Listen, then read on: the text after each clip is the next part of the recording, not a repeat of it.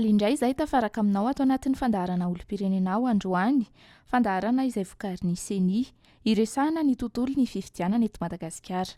Ifantoka kokoa amin'ny asa sahan'ny fitantanan-draharaha arakajy-mirindra na ny direction des systèmes d'information eto anivon'ny seni isika ato anatin'ity fandaharana androany ity. Hozaraina amintsika ao anatiny izany ny mikasika ny rindran-kajy fanisanan'ny mpifidy na ny logiciel de traitement du registre électoral. Manasanao indray ary hiaraka aminay hatramin'ny farany.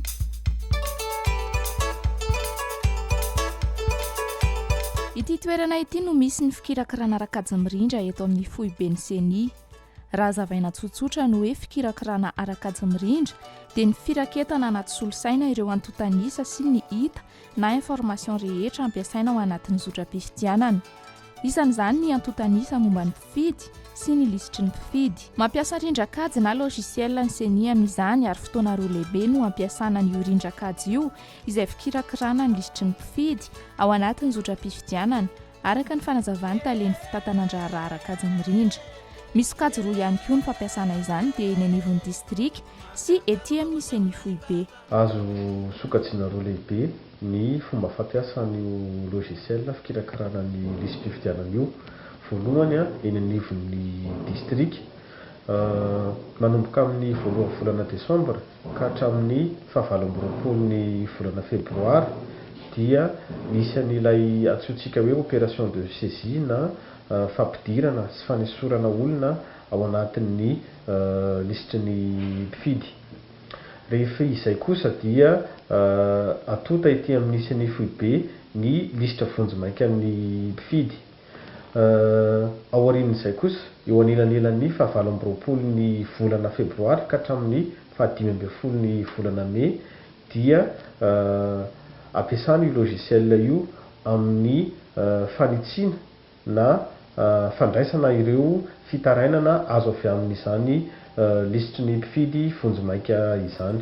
Ankoatra ny eto amin'ny seni foibe dia misy ireo tompon'andraikitry ny fikirakirana arakajy-mirindra isaky ny district. Izy ireo no antsoina indray hoe chef SID na centre d'information du district.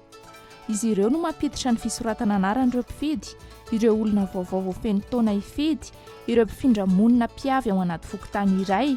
Izy ireo ihany koa no manala ny fisoratana anaran'ireo mpifindra monina ny ala tao amin'ny fokontany iray sy ireo maty voamariny fokontany, ary koa manitsy ireo anaran'ny olona voamarina fa misy diso tsipelina. Anisany andraikitra anay amin'izao fanavaozana ny lisitry ny mpifidy zao dia manara-maso zahay ireo opérateur de saisie, ireo mpampiditra ny anaran'olona anatin'ny solosaina. Dia rehefa vita zay dia manatota ireo lisitry ny mpifidy ireo zahay ka alefanay any anivon'ny fokontany.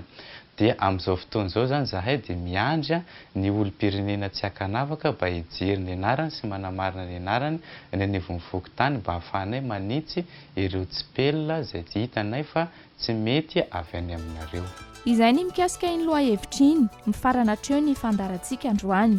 Mankasitraka feno anao nanjohy anay hatramin'ny farany ary manome fotoananao amin'ny fandaharana manaraka indray veloma tompoko.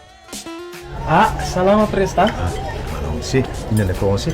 Masaika namarina ny anarako anaty listim-pifidianana. Tena fotoana mihitsy zao mansoa ao. Ianao koa fanaova takazy manatona ny fokontany misy ianao. Amarino tsara raha tafiditra ao amin'ny listim-pifidianana ny anaranao. Raha sanatrika misy diso, aza misalasala manao fanamariana. Ary raha misy fisoratana anarana mampiayanao, dia lazao hampiandraikitra ny fifidianana ao amin'ny fokontany zany. Manana 20 andro aoriana ny atongavan'ny lisitra eny amin'ny fokontany ianao hanaovana fanamarinana. Entany koa ny manodidina, ny fianakaviana sy ny namana, satria rehefa marina daholo ny mombanao rehetra ao anaty listim-pifidianana, izay ianao vao afaka mifidy ara-dalàna. Za anaty listim-pifidianana ary ianao